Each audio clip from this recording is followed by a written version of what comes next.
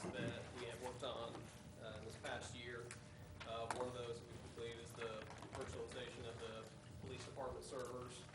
The second of those is implementing a new UPS here at the City Hall. There are two projects that we're recommending for this upcoming year.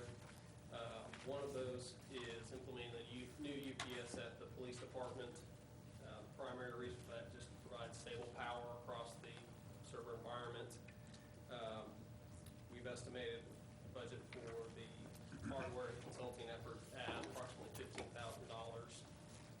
The second item that we have in our recommendations is for a disaster recovery plan.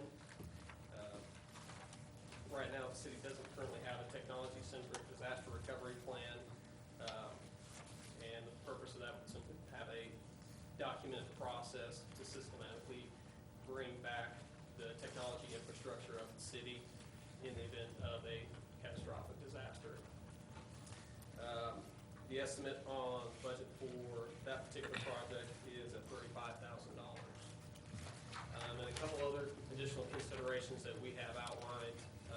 One is to use the existing fiber optic cable runs that the city maintains to have a disk-to-disk offsite backup strategy for data redundancy, and then also to implement a failover virtual host server, and that would allow the city to bring virtual servers back online with very minimal downtime. Are there any questions on that? Okay. Any questions? Yes, Mr. Sleen. On your, describe our network to us right now. Is it a virtual network? Do we have servers at every location? Are they tied to one server locally, or are they tied to a server off-site? Right now, your environment is highly virtualized. Chris might be able to. City Hall and Police Department is where our servers physically are. So all, and are they mirror servers? I mean, They're not, they're separate servers. They run different stuff. so right now, if we had a server system where they were both virtual, I mean, where they're both simultaneous, like you do in some servers, you have multiple hard drives running, some of that disaster plan getting back up would be accommodated, because we'd have, if one goes down, you don't even know it, the other one goes up, you just use it. The plan would document the process for bringing the infrastructure back up. With the scenario you're depicting, would probably more fall to the failover virtual host, so that you've got the environment to fail over to.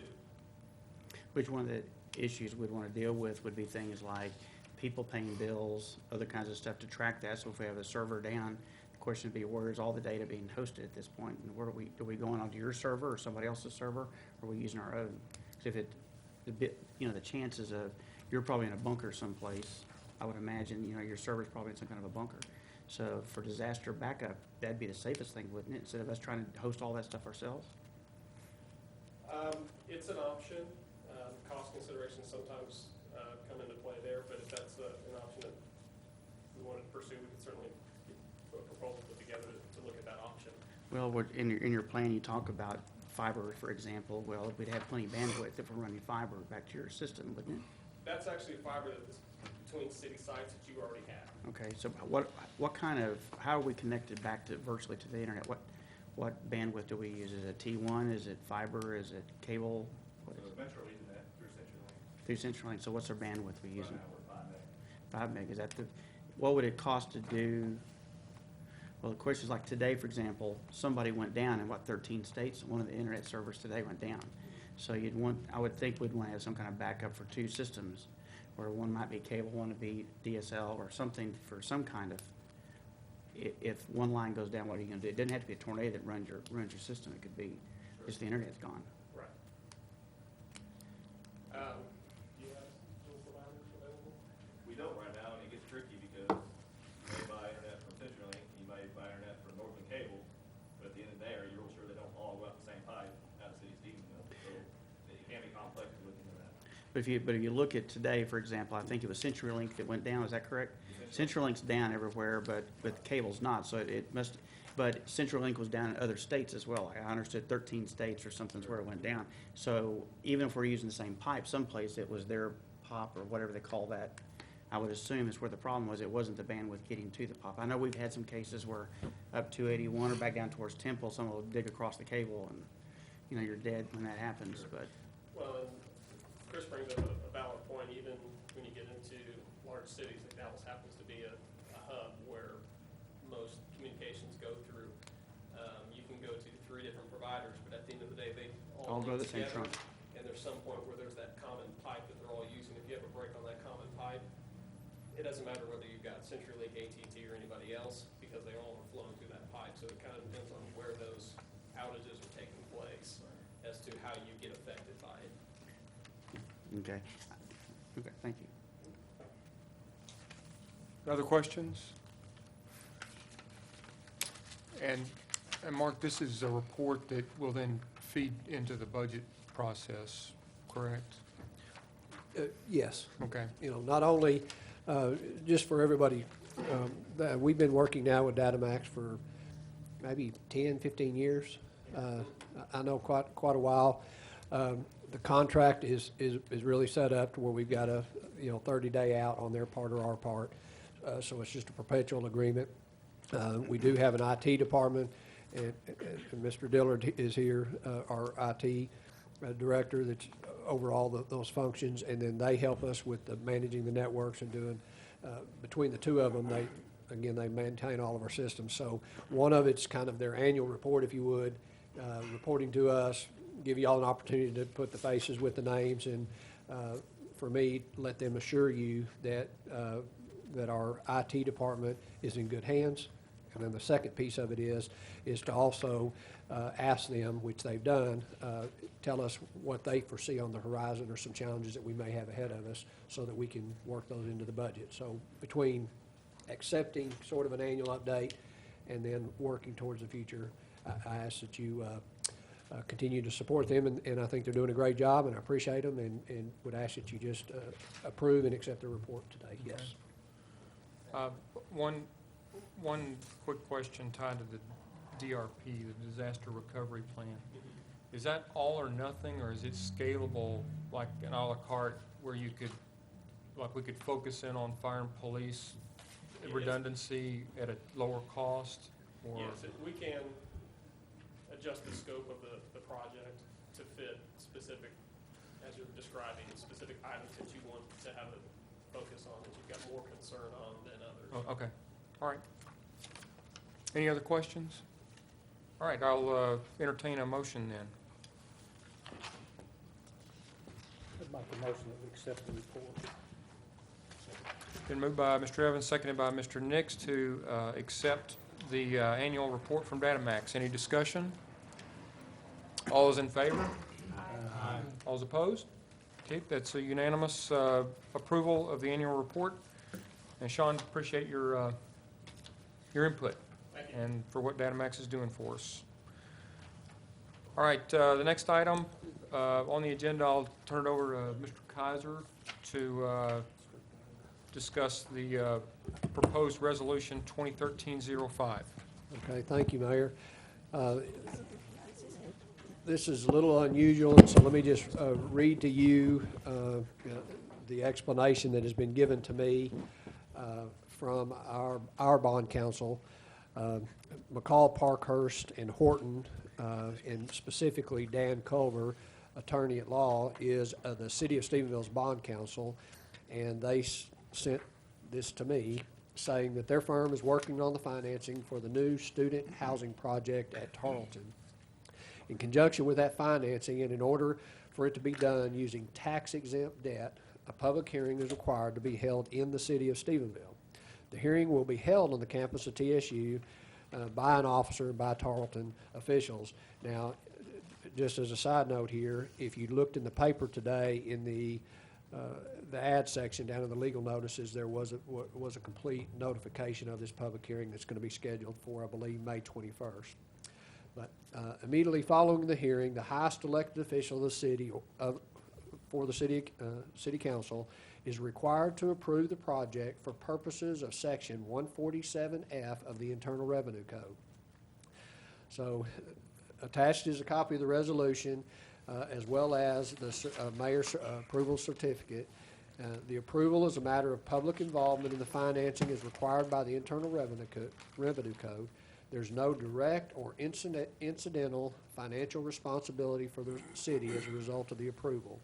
So therefore, we've been asked for, and I ask for your approval to authorize the mayor to sign the mayor's certificate after the public hearing is held by the Tarleton State University so that they can issue tax-exempt bonds.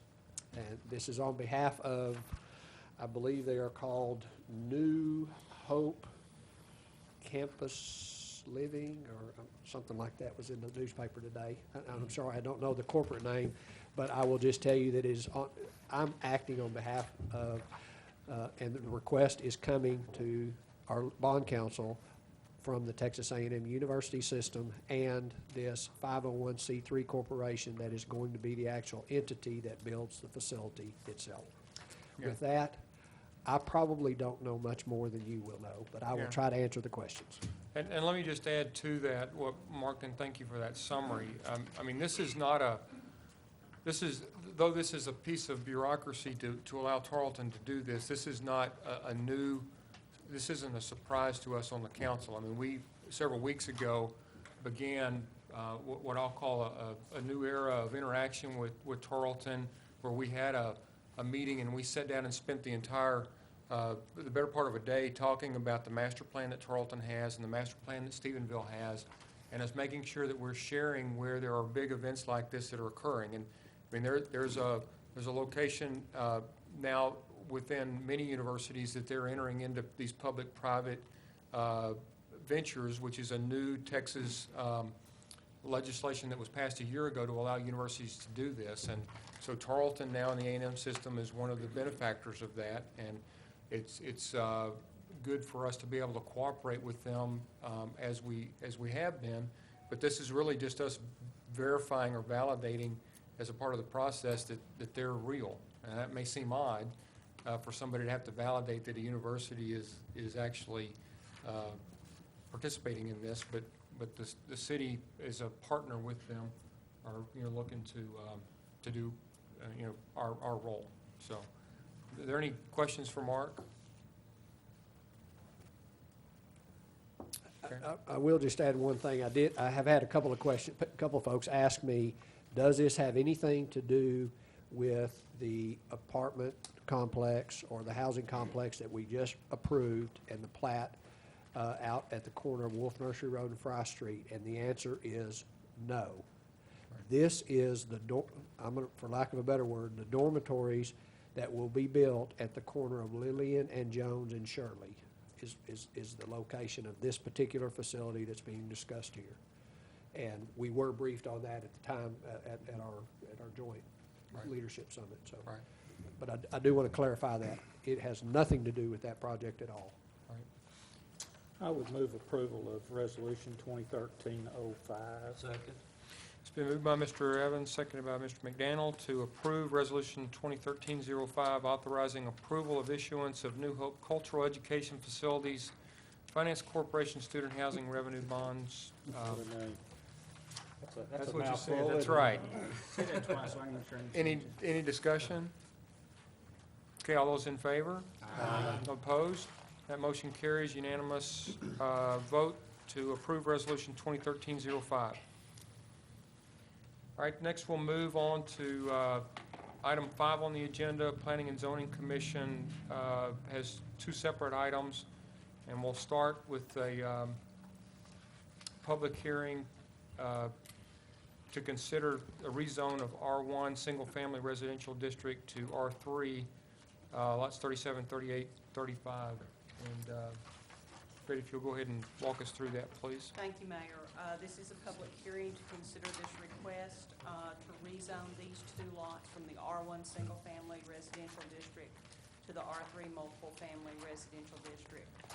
This does come forth with a favorable recommendation from the Planning and Zoning Commission following their public hearing. You have in your packet the staff report, a map, and a list of the property owners that were within the 200-foot radius. On page 12 of your agenda, following your public hearing, you have an ordinance which would affect this zoning change. And And this was a unanimous vote of the commission of the 8 members present. And I'd be happy to answer any questions if you have regarding the staff report. Any questions of staff? Mayor, Is I that- have a that- couple.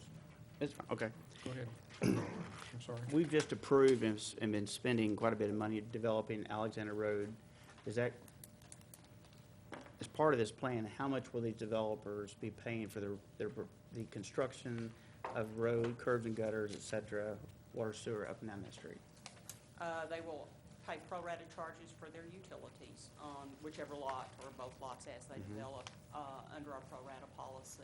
So not on the street, but just their utilities?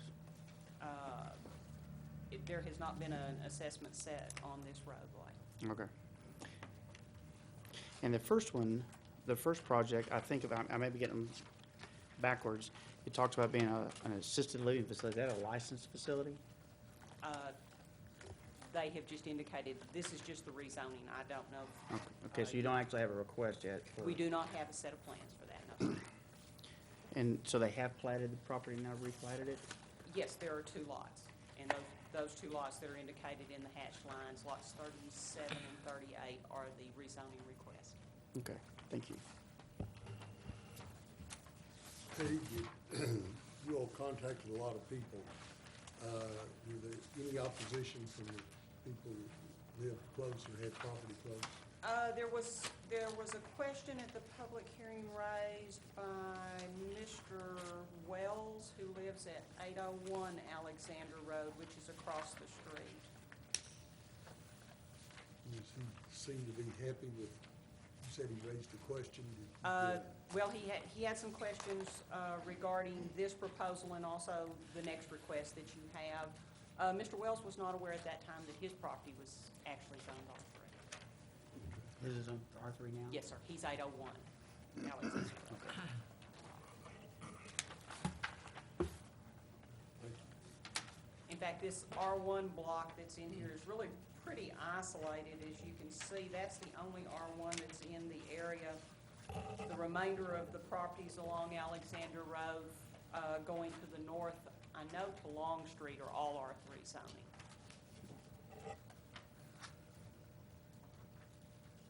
Mayor, Yes, Mr. McGann. I had a couple questions, Betty. Sure. In the list of property owners within 200 feet of the applicant's property, I failed to see the owner of 830 South Alexander Road, and this property is adjoining the applicant's property to the south. The applicants actually own that property too. Okay. And the other question I have, the land mass, the 2 lots that are being rezoned, what does that come out to in acres? Do we have Approximately 4. 4 acres? Okay. And the applicant also owns 830 South Alexander Road, and it's zoned R1, but not included in the No, rezoning request? there is presently a single-family structure on it, and they are not requesting rezoning on that. Okay. And it's about an acre, I believe. 1.7. 1.7. Thank you, Betty. Thank you. Any other questions for Betty? Thank you. Okay, thanks. All right, so at this time, I'll open the public hearing to consider the request to rezone from R1 Single Family Residential District to R3 Multifamily Residential District, South Side Edition, 800 Block Alexander Road. Is there anyone that would like to come forward and speak in favor of the recommendation? Yes, sir. Okay, if you just come forward and state your name and address, please, for the record. Steve Peacock, 101 Hudson Drive. I'm one of the owners of the said property here, and we, as Betty said, we sort of had isolated that property as an R1 zoning in the middle of a lot of business and R3 type zoning in that area. We knew that at some point it would probably go either R3 or potentially even business. We were approached to sell the property after we'd purchased it, and Mr. Galey, who is the one that's in question, that's suggesting he might do an assisted living on that, is the one who approached us, and he wanted to zone it to R3, so we're making that request at this time.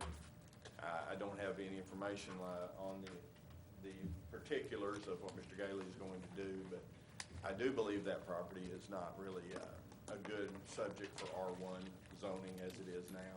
It's not likely it will ever be a residential, single-family type, area again.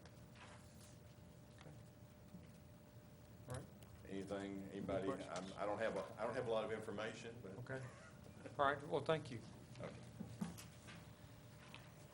Anyone else wishing to speak in favor? All right. Ryan Gailey, 455 Second Street. I live probably a few blocks from this property. I'm the developer and would be the owner of the assisted living. Not going to be the one managing it. It'll be a professional company that handles that kind of thing. Yeah, we have the plans in the works now for an assisted living that's been tentatively approved by the state as far as their requirements. And then we've got together a tentative site plan for the property, and I've ran it past Betty Chu a couple of times, and also the fire marshal, just kind of getting a few of the little things that worked out with making sure there's enough room for fire truck and, those kinds of things as well. So one of the things that I think we found out, just this last week about wasn't enough for a fire hydrant there. So we'll propose we'll put in we'll put a fire hydrant out by the street on our, in front of our property, not, on the city side of it. So an extra fire hydrant be there. So if there's any other questions you guys would have about it, about the facility or. Mayor? Yes. Do you know what size facility, the licensed beds you're going to have versus apartments or rooms? There's going to be actually two buildings there. That is, it's the north end of this property. There is right at 2 acres there total. One building is 10,000 square feet, single story. There's another building behind it, approximately 50 feet from that building. It's a smaller facility, it's about 7,500. Both of those would be a licensed for a 16-bed assisted living. It would be type B facility. Type B. Yes.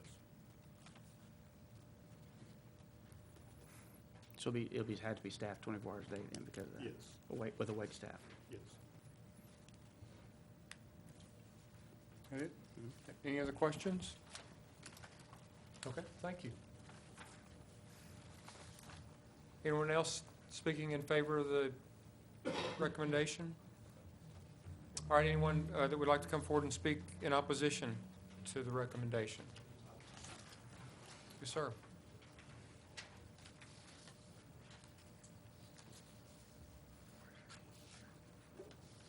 Roy Hayes, 459 Alexander Road. Also, my in-laws are Carlton Doors Hallmark. They own land over there on Hyman Street, right next to the corner of Alexander. I would like to know more about the financing board. My biggest concern, I guess, is the bait and switch, where they're developing these two properties, but they end up merging it and make one colossal 3-story apartment complex for Carlton. Then that ends up, we've just got through doing all the modifications on Alexander Road. Those cars now pouring out on that street, 9 o'clock in the morning, it's going to be really congested there. Also, I've lived here 44 years in Stephenville. I've lived in apartment complexes, Carlton Arms in particular, for 10 years as a kid growing up. Some of my fondest memories. So I like apartment complexes. I even like assisted living facilities. That's great too. But as a and bonus to that, my in-laws own land up here on South Loop. So that property disappears. That just helps my in-laws and my family. So speaking as a citizen of Stephenville, though, we have really strived and tried to keep businesses near the center of Stephenville to preserve, keeping a living and a thriving center for our town. I don't see where a living or apartment complex will do that for our city. What will happen is another business that could come in there and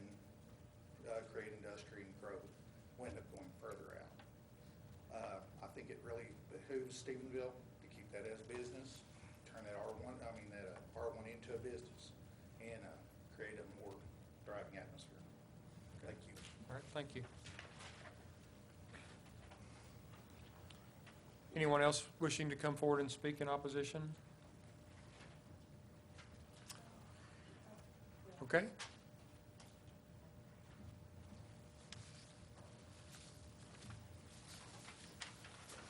My name is Janet Morris. I live at 456 Alexander Road at the opposite end of this proposed property change. As an assisted living, it would be great because it is a needed, as everyone is aging, it's needed. I don't have an opposition to that. The traffic flow would not be as bad as an apartment complex. Apartment complexes around here, around our block, they don't have enough parking. A 2-bedroom apartment only has to have 2 spaces. They have 6 or 8 people there. There's parking all over green spaces, the street, the congestion. That was my concern on that end. But if it goes through as an assisted living, it wouldn't be as detrimental to the rehabbing of Alexander Road for it now to be a beautiful through street for our community. And so that's where I stand. Thank you. All right. Thank you, Ms. Morris. Mayor, I have a question. Yes, go ahead, Mr. McDaniel. Did Ms. Morris just speak against or in favor of the rezoning request? Well, as long as it's not, as Mr. Hayes said, a bait and switch. That the property across the street from me and next to Mr. Hayes's has sold, it's already zoned R3. We can't stop an apartment complex from there. At a 4-way stop, the congestion when the new through street is opened back up again is going to be horrendous if there is another apartment complex on that end and on the South Loop side. Okay. So as long as there's not a bait and switch, I would be okay with it. But if it's not going to be an assisted living facility, no, I am not in favor of. Thank you. All right, thank you. May I have It- one more moment, by chance? I know I've spoken, I'm sorry. Go ahead. I'm sorry.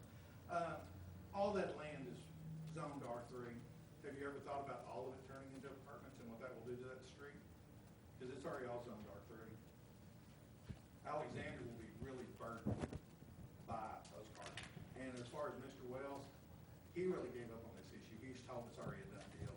He's not in favor of it. He's not happy with it. Okay. All right, thank you very much. Thank you, I'm sorry. A little nervous. Any, anyone else? Can you ask the developer another question? Ken, you mind if I do that? No, we can do that. Yeah, go ahead.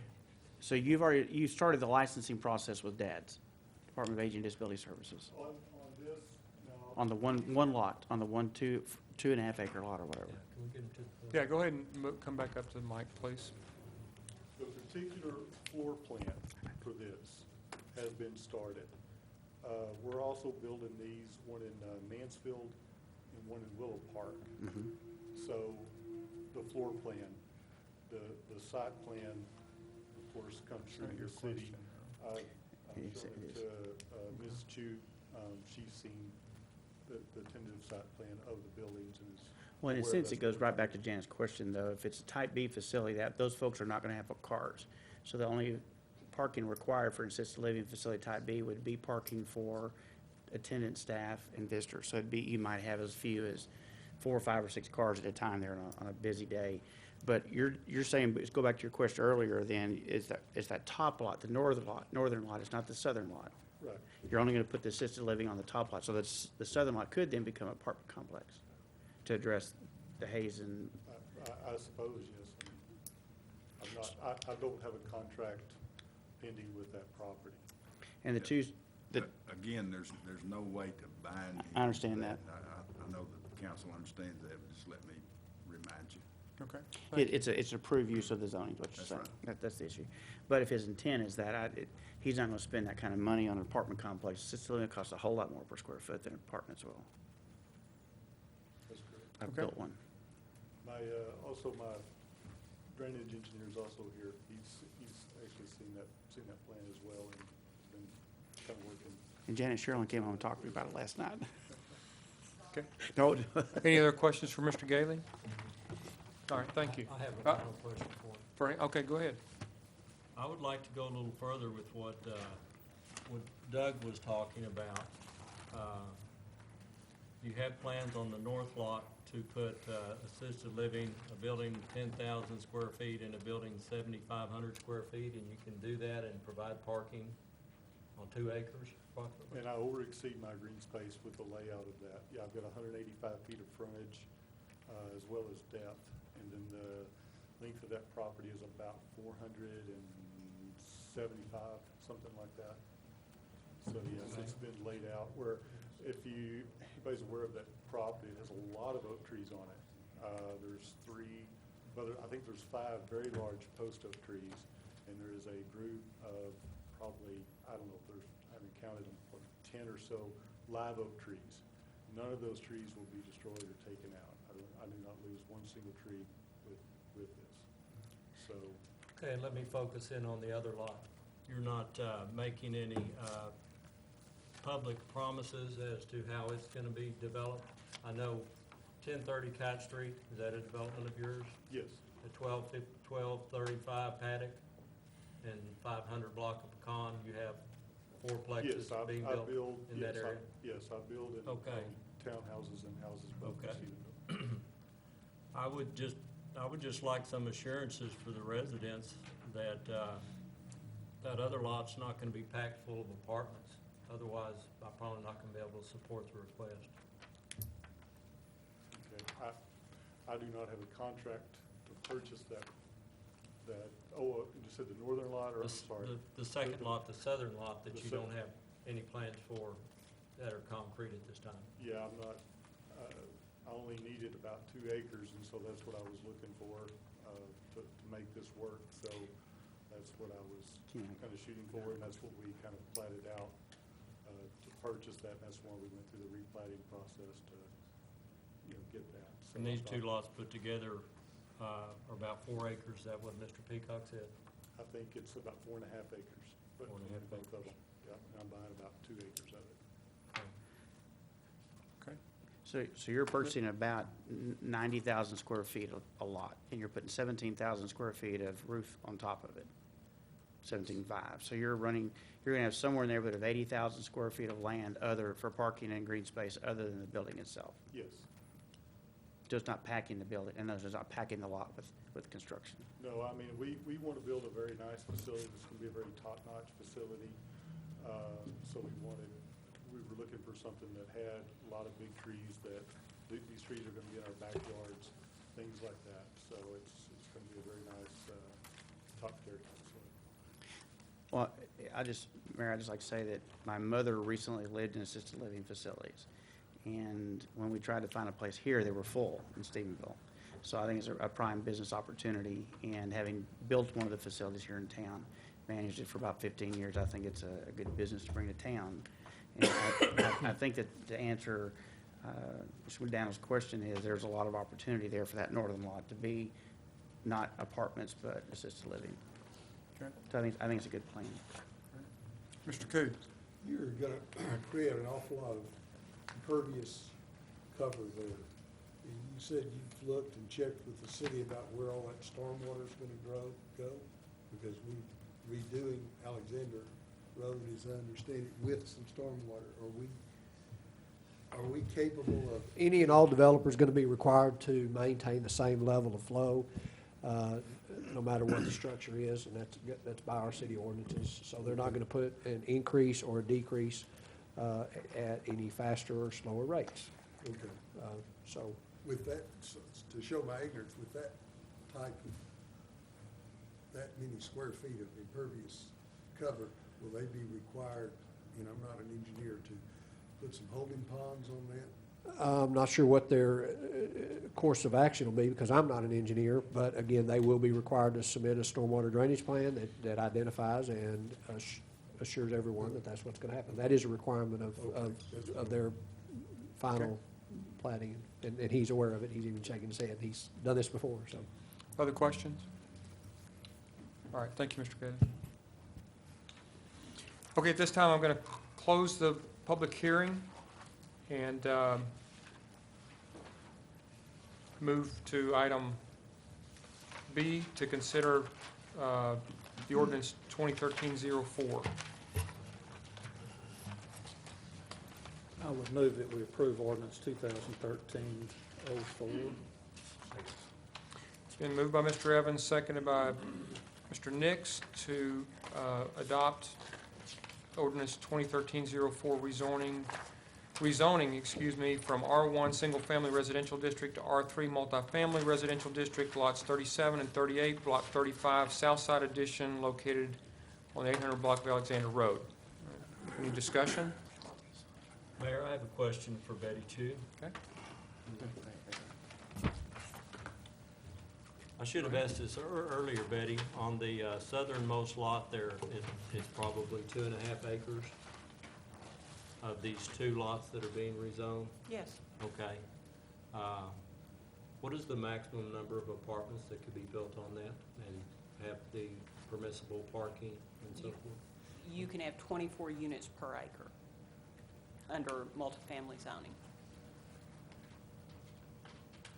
So that's 60? Mhm. That's, 28 per acre, you said? well, 2.5 24 acres? per acre. Oh, okay. So 24 times 2.5 is gonna be about, 48 to 50. it'd be about 60. It is 60. Thank you. Okay. Other questions? Comments? Okay. Then all those in favor, say aye. Aye. All those opposed? No. Okay, by a vote of 7-1, the ordinance 2013-04 is approved. Okay, now we'll move to item C, which is to consider to rezone from B2 to R3, Lot 11, Block 73, City Edition, 800 Block Alexander Road. Ms. Chuba. Thank you, Mayor. This property is also located in the 800 block of Alexander Road and is currently zoned B2 Retail and Commercial Business District. The request from AJC Investments Corp. is to rezone the property to the R3 Multiple Family Residential District. Following public hearing, the commission did vote unanimously of the 8 members present to rezone this property to R3. You have in your packet the staff report, the map, and the list of property owners. Page 17 has an ordinance which would affect the zoning change. If you concur, the property owner is also here, if you have any questions of him. Okay, any questions for Ms. Chu? Thank you. All right, thank you. All right, at this time, I'll open the public hearing to consider the request as presented. Anyone wishing to come forward and speak in favor, please do so at this time.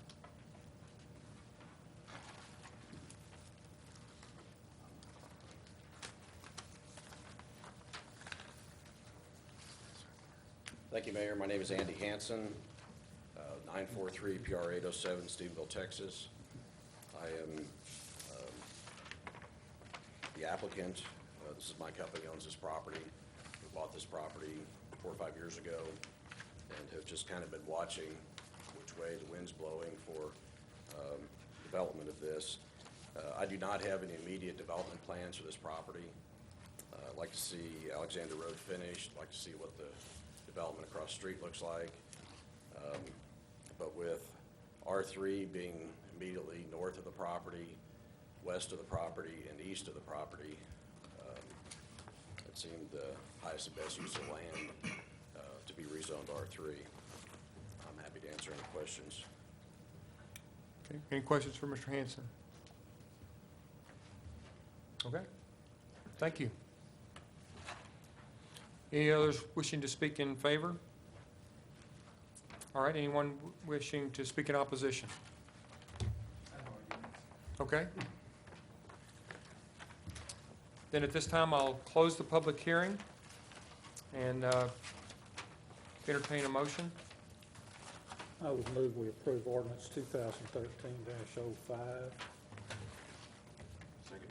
It's been moved by Mr. Evans, seconded by Mr. Nix to approve ordinance 2013-05 rezoning from B2 Retail and Commercial Business District to R3 Multiple Family Residential District, Lot 11, Block 73, City Edition, located on the 800 block of Alexander Road. Any discussion? Yeah, I'd like to ask, can I ask Betty a couple questions? Yes, It's please. brought because of this testimony. What, and I'm not familiar with the terms, what side, arterials versus collectors versus all that stuff. What is Alexander Road and what's the potential capacity? Or what do we, when we're doing that remodel, what's it intended to cover? What kind of traffic is it intended to cover? Alexander Road is being developed as a collector street. Collector Street? Yes, Which and anticipates what kind of traffic flow? Collector streets collect traffic from residential areas. They are also the type streets that service multifamily residential development. Actually, Alexander Road, Ollie is our primary, or going to be our primary North-south. north-south collector that gets us from the Lingleville Highway to the South Loop.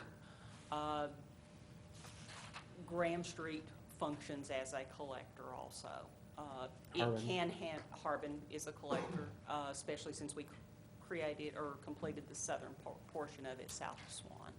So those do collect the traffic from adjacent residential areas, and they also are the type streets that are constructed to service multifamily development.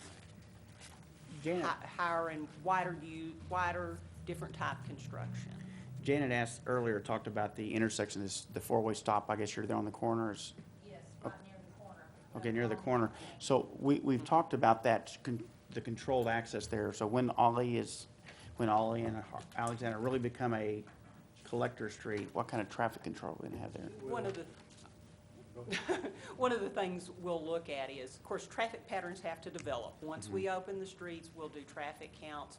We'll see how those patterns develop, and then, and I'm sure the chief can attest to this, then we look at control devices to facilitate the movement of traffic through the areas. Don't you anticipate Alexander Road traffic flow changing after we get the new traffic signal at Ollie and Washington?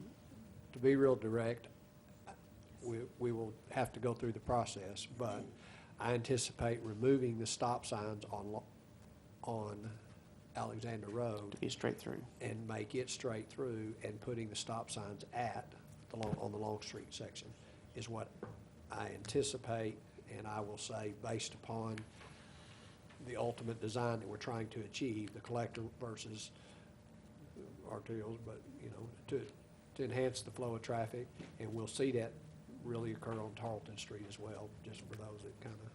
So again, when we get the traffic signal in at Washington, which we've heard different dates for that, but when that occurs, then the flow up and down that will change whether we do the four-way stop change or not. It's going to be changing. It's going to be anyway. changing, but it'll be somewhat controlled anyway because of that intersection, the traffic light. But And it will change with the flow of the school traffic. That's my point, yes. Once that's completed. But So it those will does be bec- things we'll be looking at is facilitating the movement of the school traffic at Central, and then, of course, they're going to the other schools with the buses, and also, those will all be considerations of moving that traffic through those areas. Will it remain 30-mile-an-hour traffic, do you think? Again, all that'll be evaluated. I mean, There when might you be a look at 30-mile-an-hour posted sign. Well, I understand those are The often only two reason different why issues. they're not going Look at the that, street I they're live not on. going faster right now is because it's under construction. But, that's been a concern, and we'll again continue to work at ways to address that. But hopefully as well. looking at the two people who've commented against it, the question then is, we're going to R3, and that's going to become a more trafficked area anyway, just because it becomes the north-south thoroughfare from Lingleville Road to South Loop. Yes. Yes. But hopefully it'll be controlled better with that intersection. Well, we're Would going to hope. continue to try to facilitate the flow of traffic to and fro as expeditiously as possible, and in the best public health for everyone. I'm sorry, thank you, Betty. Okay. Any other questions Mayor, I don't have a question, I have a or comment. discussion? Okay, go ahead. I'd just like to explain on this one what makes it different than the last rezoning request. The last rezoning request was from R1 to R3. This one is from business zoning, B2, which would allow gas stations or convenience stores or car washes and so forth brought in there.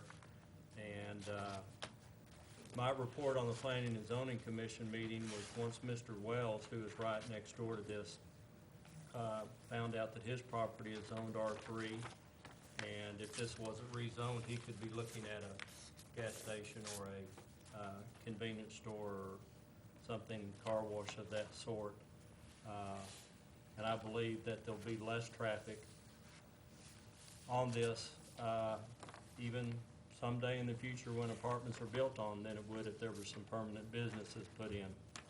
The topography of this one appears from the street, and Roy, I'm sorry, I'm one of the people that was driving up and down Alexander Road, but I had to get an eyeball on both of these.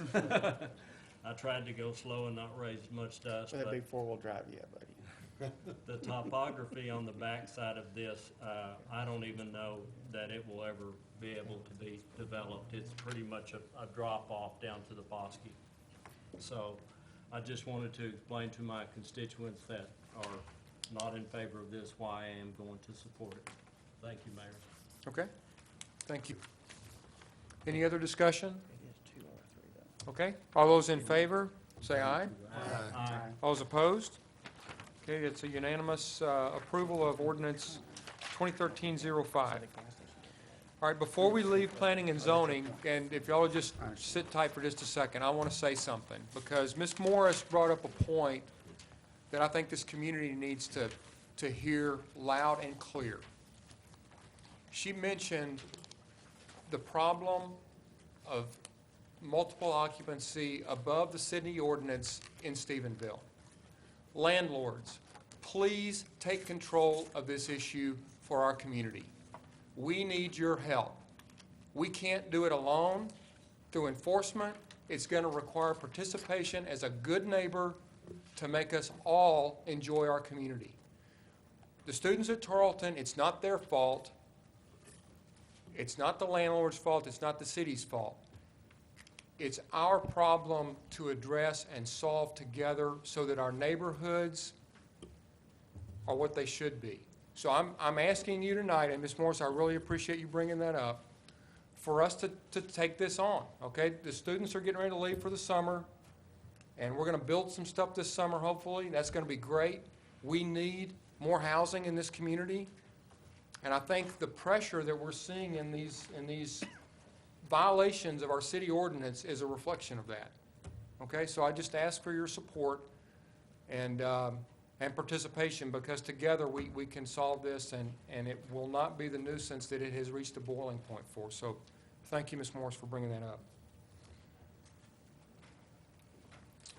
All right, that concludes the planning and zoning portion of the meeting, and we'll now move to the nominations committee report. So, Dr. Cross.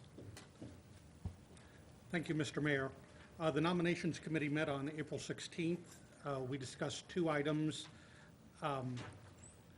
The first item of business that we discussed involved filling a vacancy on the Senior Citizens Advisory Board, and the committee recommends the appointment of Faye Howell to fill the unexpired vacancy in place 4 on the Senior Citizens Advisory Board, and with that in mind, I so move. It's been moved by Dr. Cross, seconded by Mr. Nix, to approve Ms. Faye Howell to the Senior Citizens Advisory Board. Any discussion? Okay, all those in favor? Aye. All opposed? All right, by unanimous vote, Ms. Faye Howell is now a member of the Senior Citizens Advisory Board. Ms. Howell, really appreciate your willingness to serve on that board. The second matter that the Nominations Committee discussed in conjunction with other members of the City Council had to do with potential revisions to the city charter. In analyzing the city charter, we concluded that there were some provisions that could improve with better phrasing. We also noted that there are some provisions of the city charter that are now obsolete, that they have been superseded by changes in state law, and that someday it may be beneficial and desirable to eliminate any ambiguities by amending those aspects of the city charter that are inconsistent with state law. But we finally concluded that none of the potential changes that might be beneficial were all that necessary at this time, and therefore we are not recommending a city charter election to make these revisions at this time. We want to take note of possible changes that can be made in the city charter in the future, and if issues arise that require major changes in the city charter, then naturally we would recommend a charter revision election at which these other matters could also be considered, but at this time we have no recommendation.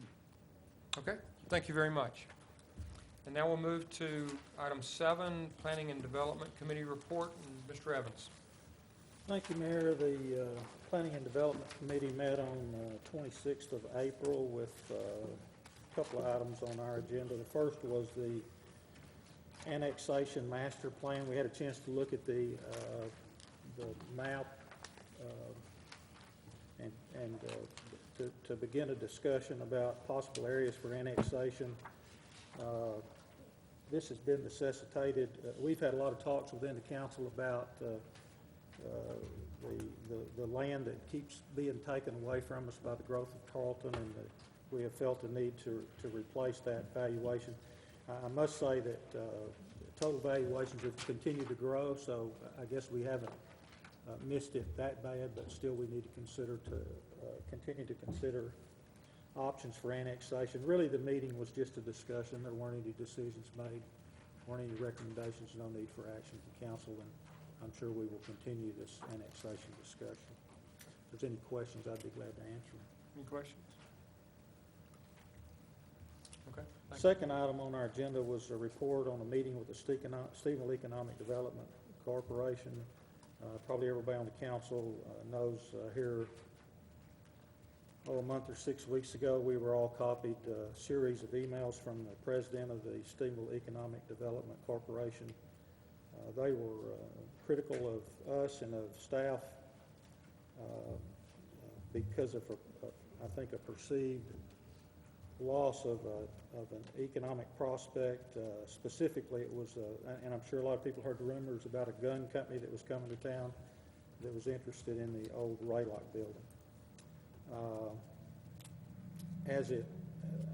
There's been a lot of misunderstanding, but actually, as it turned out, and certainly this is our view, there may be other people have a different view, but the company decided to go to Breckenridge. I've been to Breckenridge. I do some business in Breckenridge, and I'm up there on a pretty regular basis, and I've been out by the building that this company bought. It is a nice building. It is probably nicer than the Raylock building. It's certainly bigger and newer, and I understand it was going to take less modifications, and I understand the price of it was less money. So I don't know that. Well, let me just say, sometimes you win and sometimes you lose, and this is just one of them we lost. Certainly, that's our view of what happened. Beyond that, we agreed with the Stephenville Economic Development Corporation, working with the Chamber of Commerce, that we were going to have a series of meetings with them and with the real estate developers, with real estate people, with all those that might be involved in economic development, builders, developers, and see if we can't figure out a way to work with them to make our process a little bit more user-friendly or streamlined a little bit. So we'll continue to report to the council as this thing progresses along. There have been no meetings thus far. My understanding is there's supposed to be one maybe the first part of next month. So again, there's no need for action. Any comments? Okay, Scott, if you'll allow me, I want to say one thing here, and I really applaud your effort, Scott, in this. He said something I think that's very important for us to pick up on. We lost to Breckenridge, and we don't need to ever do it again. We don't need to lose to Granbury or Brownwood or Weatherford or Cleburne or anybody. We need to win. And I think we're viewing this as a wake-up call for us as a community to work together. And please take note of what Scott said about the city and the chamber and Stedco coming together so that we can have a plan so that the next time this opportunity presents itself, we're ready to knock it out of the park. And we are committed to have these discussions within our community to ensure that we are able to coordinate these together to be successful. And I think the county also has a role in that, and certainly Tarleton, as we coordinate and we talk about master plans together, and we meet with the county and talk about interface with ETJs and our planning efforts. But please hear loud and clear the opportunity in the not-too-distant future for us to discuss within our community. And I really encourage everyone to participate in that as we move forward in our efforts to work together and make us as successful as possible. Economic development is so critical to our community, its ability to sustain itself, to provide fire police infrastructure that's needed.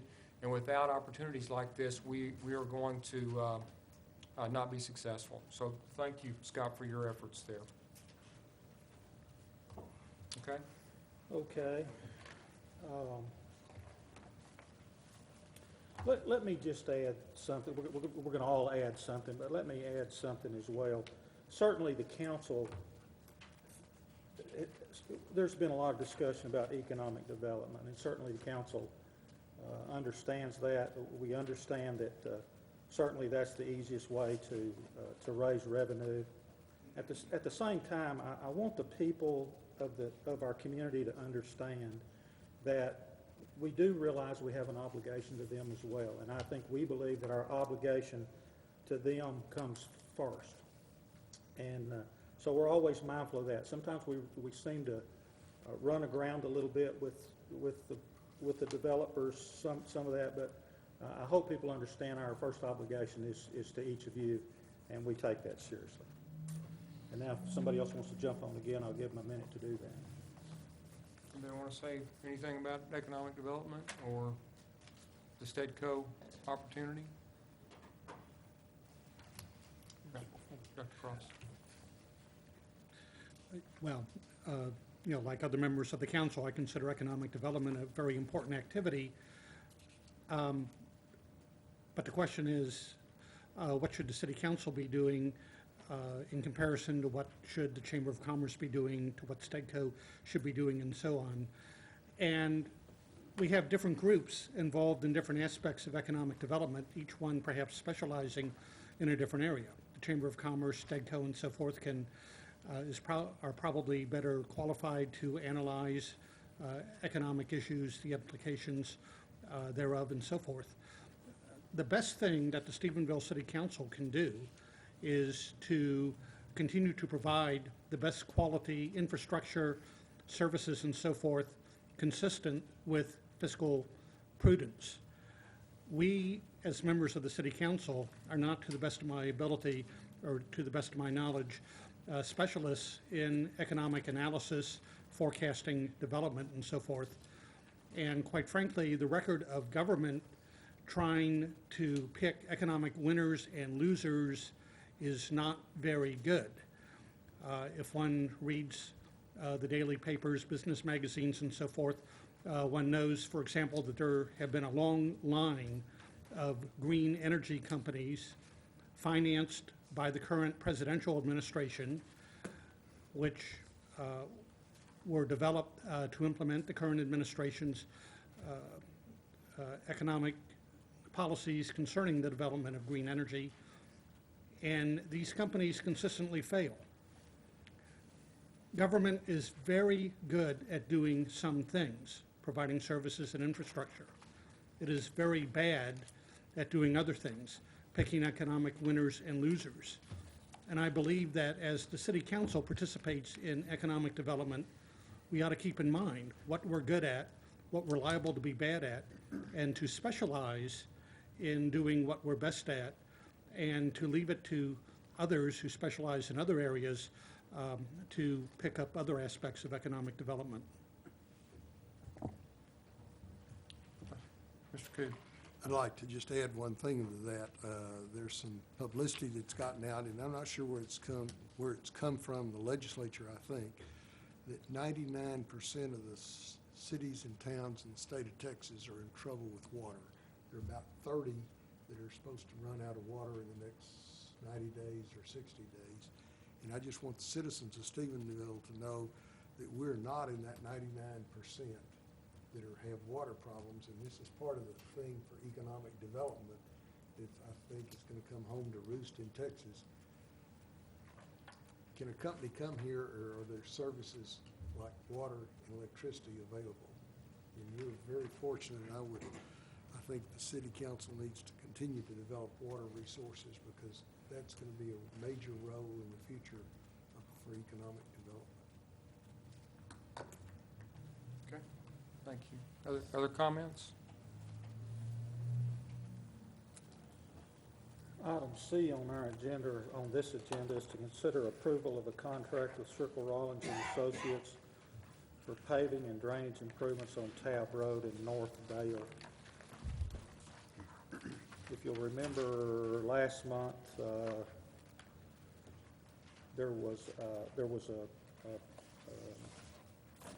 a proposal for Tab Street, and there was also a request to do some zoning changes on a lot between Hillcrest and Dale and Tab and Idalia that failed at planning and zoning and never got to us. And because of that, we decided to change the scope of this project, so it became Tab and Dale Street.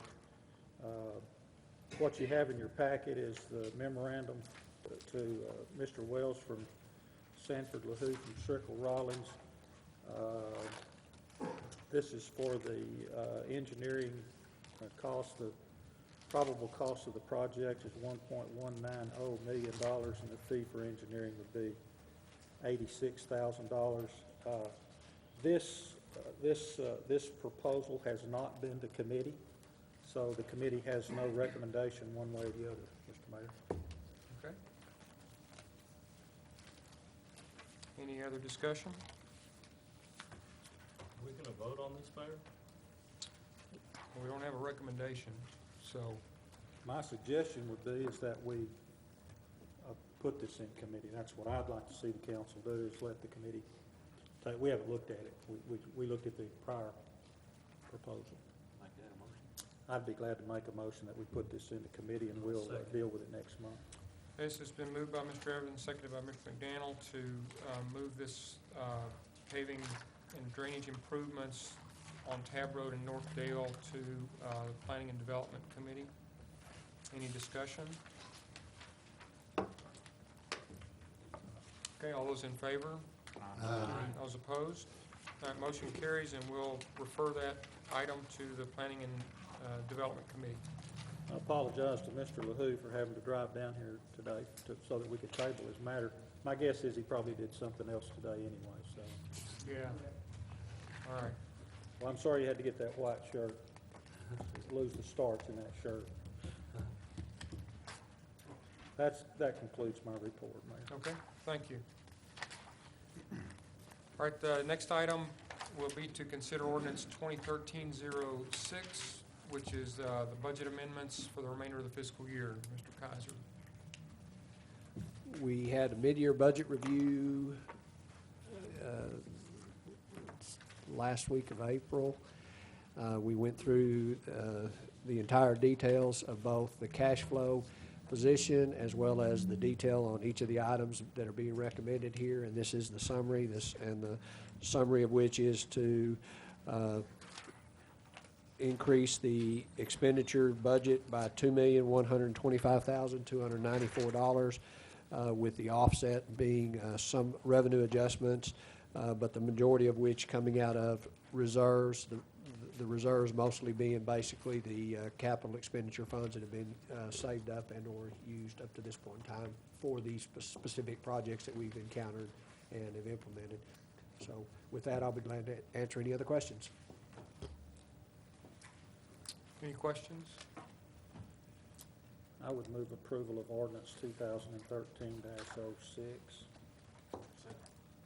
It's been moved by Mr. Evans, seconded by Mr. Nix to approve ordinance 2013-06 to provide for the budget amendments for the remainder of the fiscal year. Any discussion?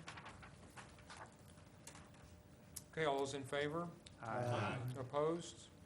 All right, vote unanimous approval of the ordinance 2013-06. All right, next we'll move to the consent agenda. I would make a motion that we approve the consent agenda real quick before Joe Cood can pass it Too late, Scott. Oh, man. Mr. Mayor, I'd like to pull item C. Wait, I have to acknowledge you first. We have a motion on the floor. So, no, let me, go ahead, Mr. Cood. I'd like to pull item C.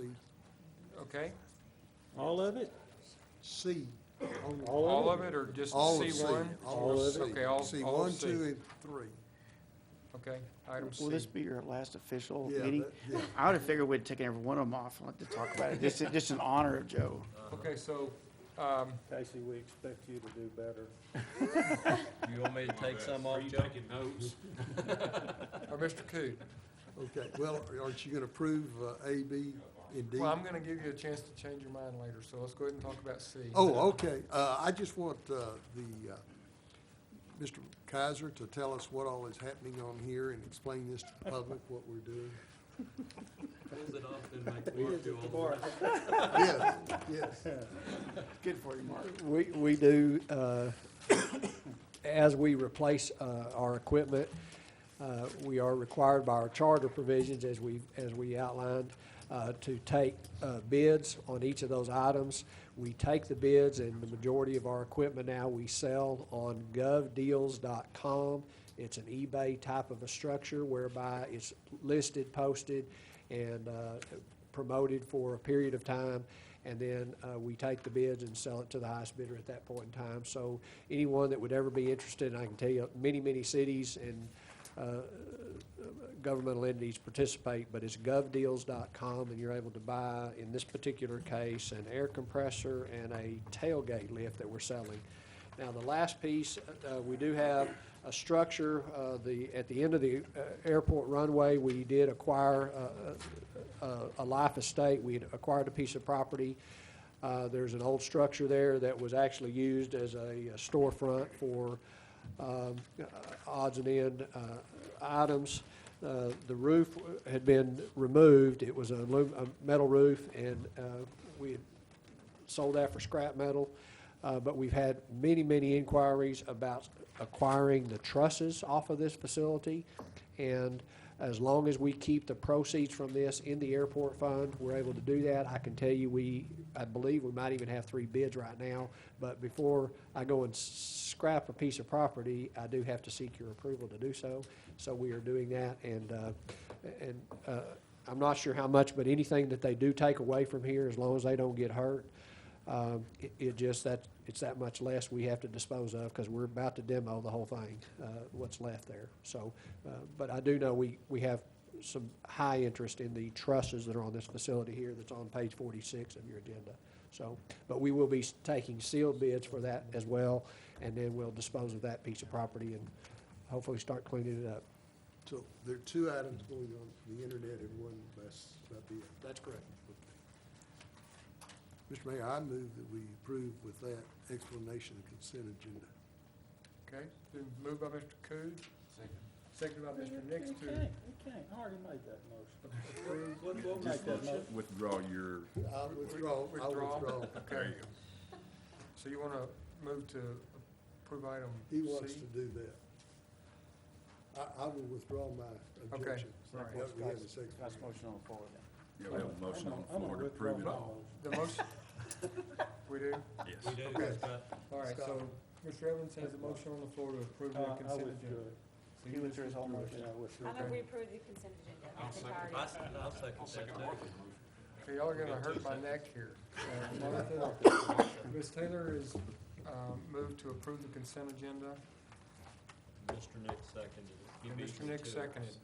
Any discussion? All's in favor? Aye. Opposed? All right. All right, next, comments by the city administrator. So, Mr. Kaiser? Thank you. I would like to give you a few announcements and also give to the public some of our construction schedule for the upcoming road construction. The first of which is, and for those that were at the Optimus Club meeting, this was the presentation that I gave, and this will be a lot shorter than that presentation. Thank you. If you were there, so you don't have to hear it completely twice. But I do think it's important to let the residents know and hopefully share as much as possible and ask everybody to be patient and bear with us. We know that there will be many inconveniences that occur in the next few months. We will have a tremendous amount of construction going on.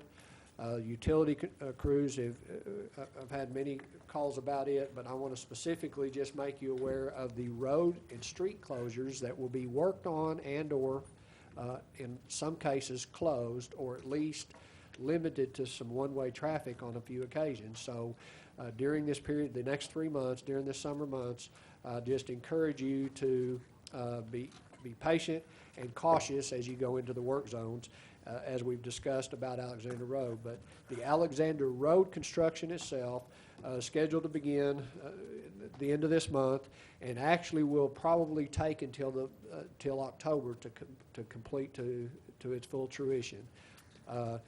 It covers from Long Street to the South Loop. It is curbed. It will be curbed and guttered. The utilities have been installed. It will be curbed, guttered, completely concreted that entire distance. And just for the record, that the total project, utilities and street, has been a $2.5 million endeavor for us, and it's a very, very big investment, and it's something that we've been working on for, I'd be willing to say decades, but for a very long time. The next project is on McElhaney Street. You've already seen the utilities that have occurred there. We've been waiting for the university to get to conclude with their spring classes. The contractor will begin next week, May 13th, and we anticipate the completion of McElhaney Street to be completed by August 1st in anticipation prior to the university schedule of students coming back. But during the summer months, I know that there are many summer camps or cheerleading camps and still summer school.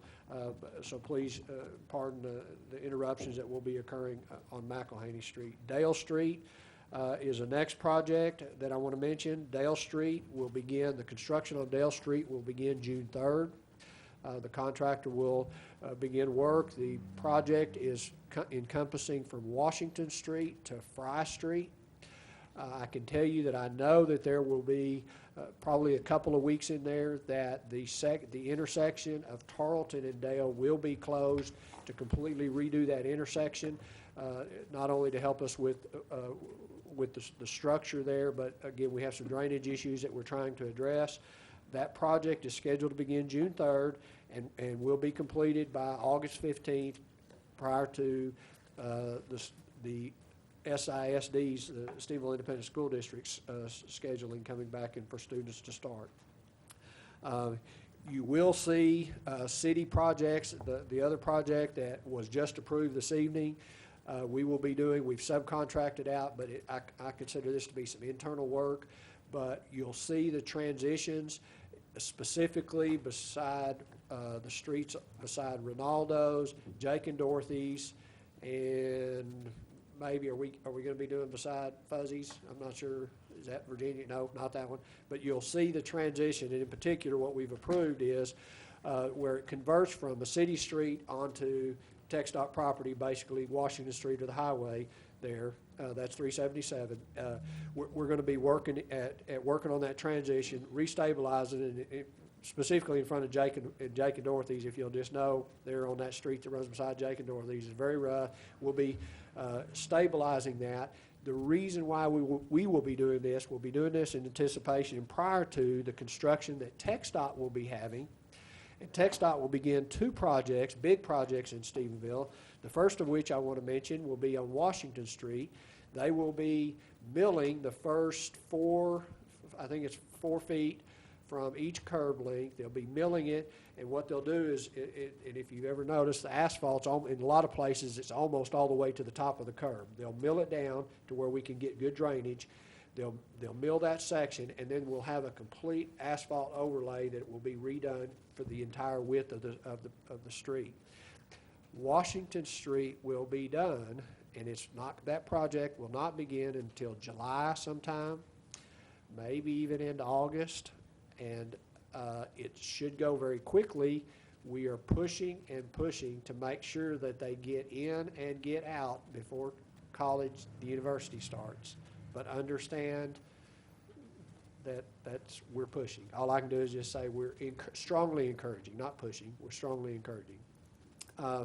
But probably the more important piece is, and I'll just tell you where I anticipate many of the businesses along that route need to be aware of this project. They will be notified in advance.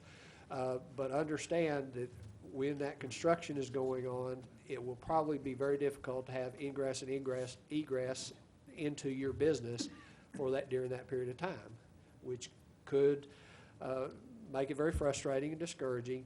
But I hope, again, that will occur rapidly and as painlessly as possible, and we'll be proud. Where I'm most concerned about, and I'll just say it, is when they start in front of HEB and people aren't going to be able to get to HEB on Washington Street. I don't know what's going to happen. And all I can do is just please be careful and be patient. The other project that will begin, that will be the full extent of Washington Street. So when that does begin, it will encompass the entire length of the city. The other project is that TxDOT will be embarking upon. They will begin, I believe, next week, I think is a tentative schedule. Next week, they will begin a complete restructure of Loop 988, Northwest Loop. It is going to be a complete rebuild. They're going to be tearing it down back down to the base. They're going to be will not be widening it. They will just be improving the shoulders, but it's because it's failing and falling off, they're going to rebase it, so it's going to look like it's widening, but that's not what they're doing. We will not receive any more additional lanes, but when it is done, they will be encompassing all the way from the Lingoville Road all the way to 377, I guess, to the shopping center. I'm not sure what that would be called, but basically the entire length of 988. And that project is anticipated to take the entire 3 months. I mean, is what they're telling us right now.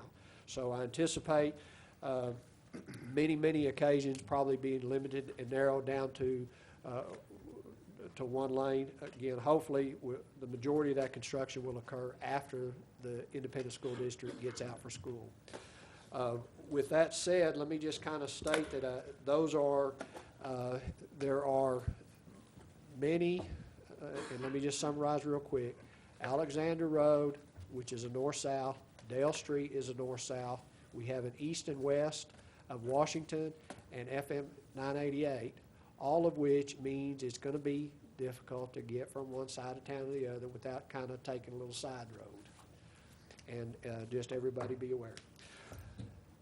So those are the construction update and news for the month. And I believe I just said we have a new council member that will be taking place, and I will be sure you have his telephone number if you have any questions. That's what I told at Optimus Club anyway.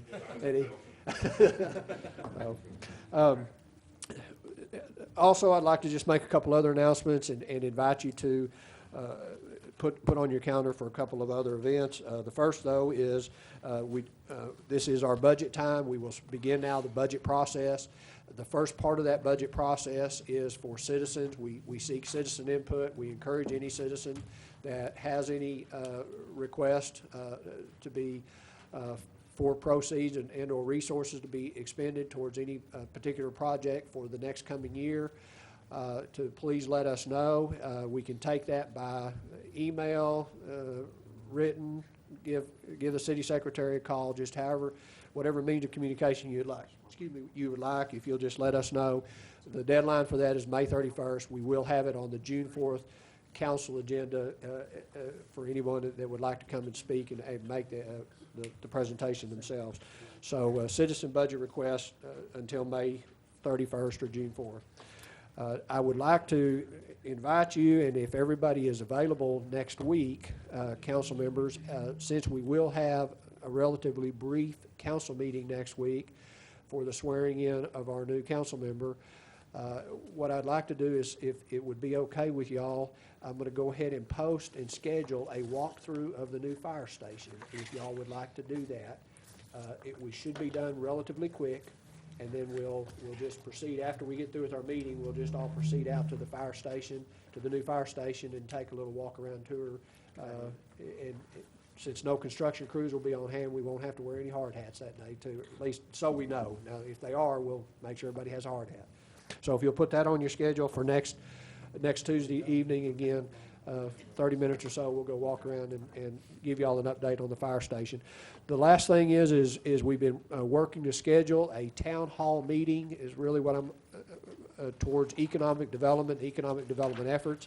We have two. We've invited two, and we are co-sponsoring. We've asked the Chamber of Commerce to co-sponsor with us, and we have invited two speakers to come speak to us and help us understand and work through two different concepts on economic development. The first of which is called Retail Coach. The Retail Coach provides assistance to communities at targeting specific small businesses and encouraging them and finding ways to attract those businesses to Stephenville. It's designed not to be in conflict with the existing businesses, but to be a complement to those existing businesses, as well as to help identify those dollars that they refer to as leakage, and those dollars that are being spent because you're not able to buy something here, find something here, you go somewhere else to do it. If we can find ways to capture and attract those dollars to be spent here in Stephenville, Texas, that's the real primary focus of Retail Coach, and to help us work through that process to find out how to target those respective businesses and small business owners. The second presentation is from an outfit that specializes in tax increment financing, and in particular, there's been a great deal of interest for us to revitalize the downtown area, and there's some specific strategies that we can take the investments that are made in the downtown area and reinvest those back in the downtown area in a strategic way to allow that continue to provide economic strength and growth for our community. So we're going to have those two presenters. The dates that, as of right this minute, is going to be June 18th at 5:30. That's a Tuesday night. We've been trying many dates, but it appears right now that June 18th is going to be the date. We're kicking back between June 10th and June 18th, and I have one of them has a little bit of conflict for the 10th, but I'll just tell you, if you hear the 10th come back, don't be surprised. But as of right this minute, it looks like we're going to be targeting June 18th, and I've got everybody, hopefully you'll be hearing about that very soon. With that said, let me just tell you that this is absolutely the busiest time of the year for everybody on city staff, and I very much appreciate their work. I know how hot it's about to get, and appreciate everything that they do, and look forward to peaceful growth that we will continue to have. With that, I will be glad to answer any questions that may be out there. Obviously, there's many projects that have been discussed.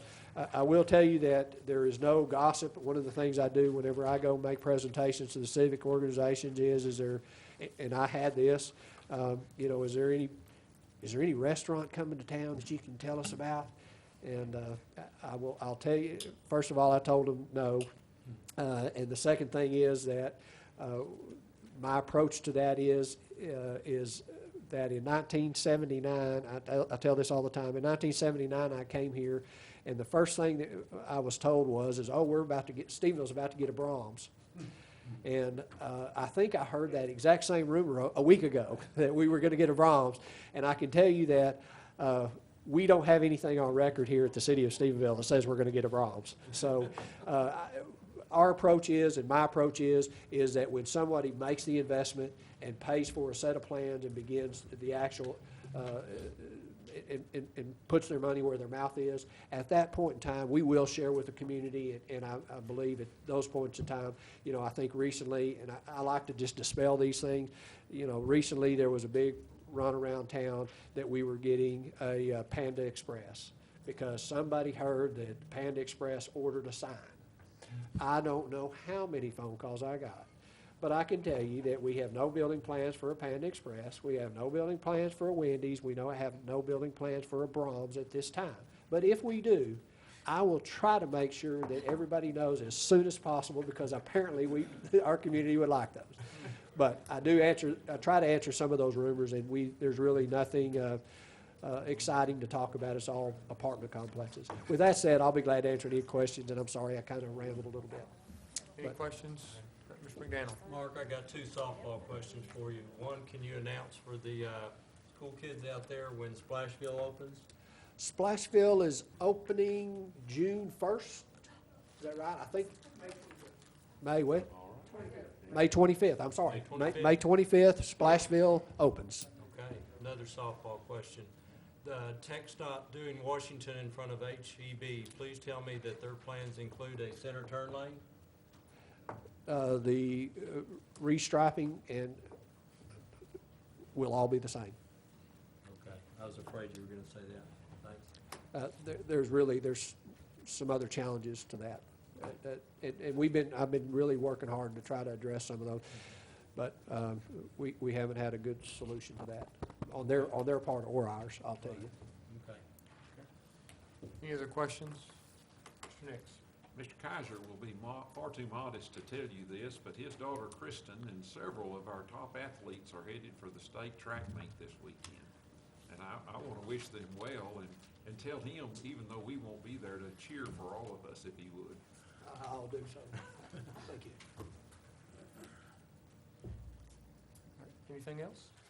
All right. Comments from council members? Mr. Cood? Dr. Cross? No. I would just like to say to Dr. Cood, I have family from California in next Tuesday, and I'm not sure if I'm going to be able to make the meeting. If I don't, I just want to let you know that it has been a pleasure serving with you. You're a scholar and a gentleman, and I've really enjoyed it. Thank you, Joe. Thank you so much for the kind comments. I have nothing. Well, I'd also like to echo what Russ said. You know, we have a crowd and we have the TV on tonight, and we probably won't next week, but it has been my pleasure to serve with you. You are a scholar or a gentleman, one or the other. Thank you for your confidence in your comments. I'm sure we'll continue to hear from you. I think you will, yes, sir. He has our number. We're gonna name that siren after him. Well, and I think, Mr. Evans, that's a great point. We'll see if we can't get the camera cranked up for next week so that we can You don't need record to do those that. comments and maybe see a, Walter says he'll be here. and the Walter will be camera here. on. Okay, great, thanks. Okay. Mr. Kaiser? It is not necessary to have an executive session for this evening, if you would like to. And the counselor nor I really have any new comments at this time. Mayor, I move to adjourn. Second. Okay, it's been moved by Mr. Daniel, second by Mr. Cood to adjourn. All those in favor? Aye. All right, at 7:02, meeting is adjourned.